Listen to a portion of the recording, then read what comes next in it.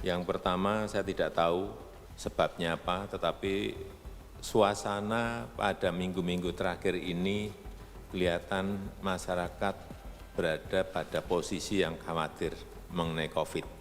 Entah karena kasusnya meningkat atau terutama menengah atas melihat karena orang yang tidak taat pada protokol kesehatan tidak semakin sedikit tetapi semakin banyak. Saya tidak tahu alasannya apa, tapi dugaan Presiden dua, karena memang kasusnya angka-angkanya meningkat dan karena protokol kesehatan yang tidak ditaati. Saya ingin ke Ketua Komite Pelaksana nih, tidak tahu alasannya apa. Ada kemungkinan alasan yang berikutnya, memang sejak awal kebijakannya tidak konsisten antar lembaga. Memang sejak awal Menteri Kesehatannya mempertanyakan, memang sejak awal tidak pernah ada ego sektoral antar kementerian. Jadi itu mungkin penyebabnya. Saya rasa Presiden sudah ngambil keputusan yang sangat tepat hari ini bagaimana membuat komite yang beliau pimpin langsung rapat seminggu sekali antara komite daripada penyembuhan COVID-19 dan tentu pemulihan ekonomi. Dan posisi kita jelas bahwa kita sepakat bahwa kesehatan harus pulih, baru ekonominya bangkit. Tanpa kesehatan pulih tidak mungkin ada ekonominya. Oke, dan saya mau masuk ke situ Mas Erik, soal kesehatan. Karena yang ditunggu-tunggu dan yang seolah-olah menjadi jawaban atas pandemi ini kalau vaksin ditemukan. Saya tahu Anda kemarin ke Bandung untuk mengecek persiapan vaksin di Bio Farma. Kita akan lihat cuplikannya berikut ini.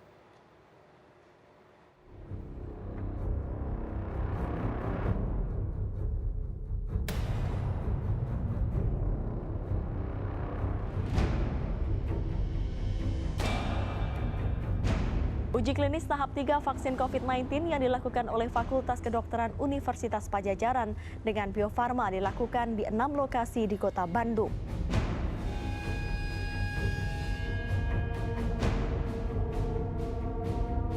Vaksin COVID-19 ini benar-benar uji klinisnya baik. Jadi ya insya Allah masyarakat jangan sampai ragukan. Ya, dan insya Allah juga bahan bakunya tadi ya pasti halal. Mas Erik, konkretnya, progresnya, tolong dikasih yang realistis, jangan dikasih harapan palsu. Ya, nggak pernah janji-janji palsu kok. Karena kalau kemudian mengatakan akhir tahun terus ternyata mundur, jadi yang realistisnya kapan ini vaksin dan seberapa ini akan bisa efektif? Ya, kuncinya kan protokolnya untuk vaksin ini harus tetap diikuti. Karena kenapa? Tidak hanya Indonesia, banyak negara juga melakukan uji klinis. Nah, kebetulan ya Bio Farma yang kerjasama dengan 4-5 lembaga, itu termasuk yang ada di Eropa, di Amerika, ataupun vaksin merah putih yang lembaga Eijkman sama BPPT dengan lembaga lainnya sedang kerjasama.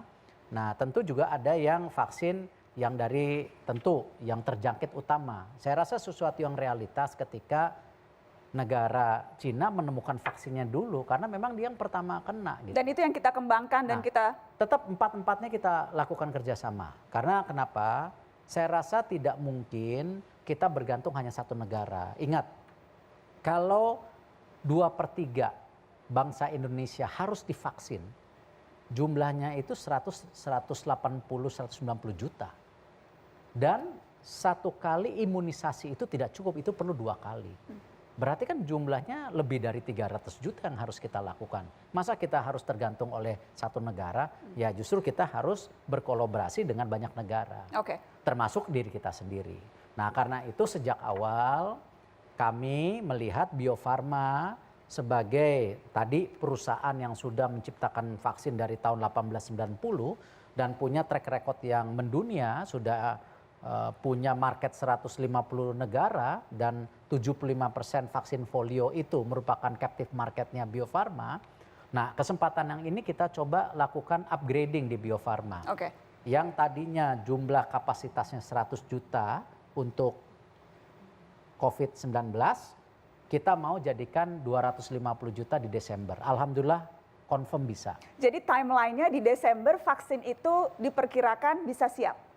Produksinya 250 juta siap di Desember. Dan kemudian... Tapi kebutuhan kita lebih dari 300 juta per tahun. Nah, karena itu uji klinis 3 ini yang kita mau pastikan on time semuanya supaya di bulan Januari Februari tahun depan, saya sudah bilang selalu Januari Februari tahun depan vaksinnya siap, bisa mulai diimunisasi. Oke, jadi itu timelinenya. Timelinenya itu Februari, kalau bisa lebih cepat Januari, ya, kalau bisa lebih cepat alhamdulillah, tapi hari ini masih kita frame di Februari. Oke, dan apakah saya ingin ke Mas Nadiem, vaksin ini apakah akan menjadi jawaban?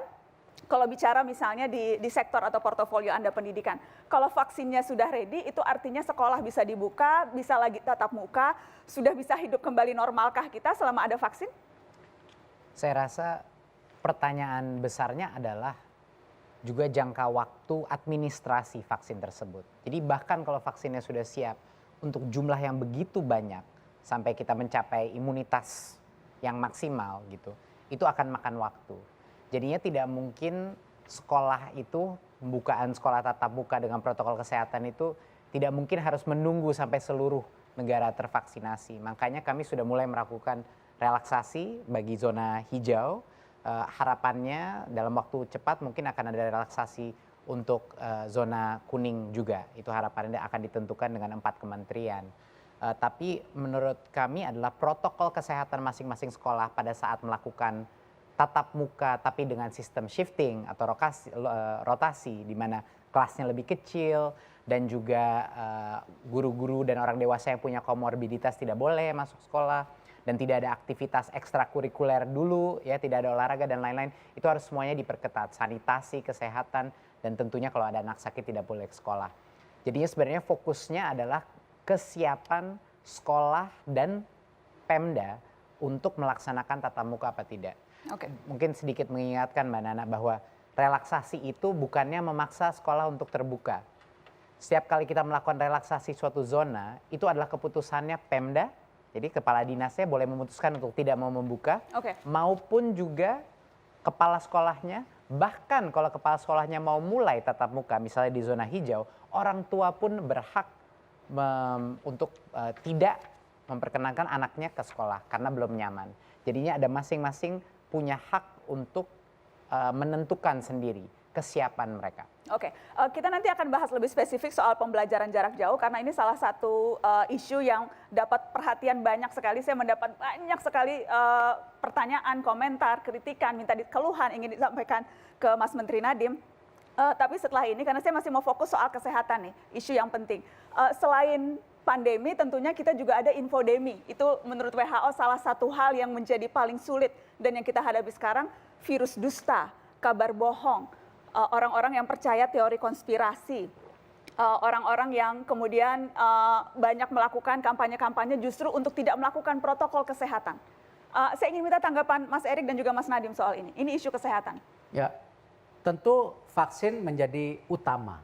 Tapi tadi Mas Menteri Nadiem sampaikan protokol COVID-19 ini wajib dan harus dijalankan. Karena itu kami juga di komite sekarang sudah membuat planning bahkan bagaimana kita mulai kembali lagi mensosialisasikan dan memastikan ke 83.000 kelurahan dan desa. Kita secara masif akan lakukan bersama-sama. Karena kenapa? Vaksin itu kan berjalan seiring dengan tadi yang kita mau lakukan. Inilah kenapa 2 minggu terakhir kita duduk bersama-sama, Kemenkes, Kemendiknas kita undang, PMI, TNI Polri, tidak hanya bicara imunisasi juga nanti sosialisasi ke masyarakat. Karena ini ada jeda waktu.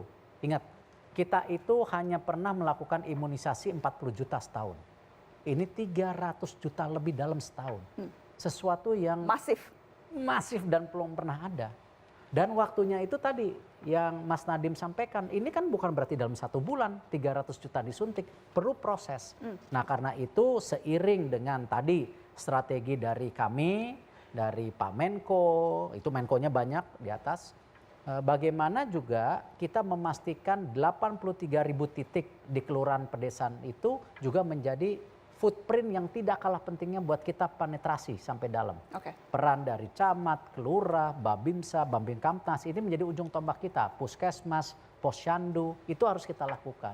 Nah ini yang memang kita harapkan tadi masyarakat juga sebagai kunci yang utama buat kita membantu hal ini. Kalau mereka tidak bantu, mereka tidak sayang dengan keluarga mereka tidak sayang dengan tetangga mereka, orang terdekat itu, ya apa yang kita lakukan tidak ada artinya. Walaupun kalau kita lihat, kita bandingkan tingkat kematian kita, ini kembali ya meninggal gitu, sesuatu yang sangat menyedihkan. Dibandingkan negara-negara G20, kita itu nomor 16 loh. Tapi masih 0,8 lebih tinggi dibandingkan rata-rata dunia. Dan Tapi saya mengutip atasan Anda. Iya, Saya mengutip atasan Anda, Mas Erik, masih 0,8 lebih tinggi. Jadi kalau bicara angka-angka, rasanya memang masih banyak problem lah kita soal COVID Tapi ini. against jumlah populasi kita dibandingkan negara lain, kita nilainya paling rendah. Kita dari 20 negara kita nomor 16. Bukan berarti kita bangga atas kematian itu. Tapi ini yang saya selalu bilang, apa yang sudah dilakukan pemerintah saya rasa pada saat ini sudah sangat signifikan. Tapi apakah cukup? Tidak. Justru ini yang kita harus lakukan lagi dan harus lebih, tidak boleh berpuas diri. Mas Nadiem, Anda mau komentar soal itu, soal infodemik yang terjadi di masyarakat saat ini? Apa harusnya yang bisa dilakukan? Sulit sekali karena informasi telah meledak dengan berbagai macam channel. Ada di WA group, sosmed, di mana-mana informasi yang lain-lain. Kuncinya adalah untuk memegang suatu kebenaran mengenai bagaimana cara melindungi diri. Itu saja simple dulu. Nanti mau bicara mengenai apa yang sedang terjadi di bagian vaksinasi kapan siap dan apa, itu harusnya tidak merubah sikap kita hari ini. Apa yang akan saya lakukan hari ini? Saya tidak akan menyentuh orang, tidak akan masuk dalam kerumunan, saya akan pakai masker, saya akan cuci tangan saya setiap kali buka dan menjaga kebersihan, dan saya akan menghindari orang-orang yang lebih tua umurnya atau mungkin punya komorbiditas. Ini adalah prinsip-prinsip dasar 2 meter jarak yang udah itu saja yang ditekankan setiap hari. Kalau semua masyarakat Indonesia melakukan itu dengan secara otomatis kita akan bisa menjaga diri kita selama kita menunggu eksekusi daripada vaksin tersebut gitu. Jadi saran saya untuk masyarakat itu, apapun teori dan apapun perkembangan yang ada, lindungilah diri Anda hari ini sebaik mungkin gitu. Lindungilah hari Anda dengan beberapa prinsip dasar yang memang nggak pernah berubah. Ini faktanya gitu. Setelah ini saya akan menyampaikan berbagai keluhan Anda, para orang tua, keluhan teman-teman mahasiswa, keluhan murid didik di berbagai Indonesia. Langsung ke Mas Menteri. Setelah pariwara, tetap di sini.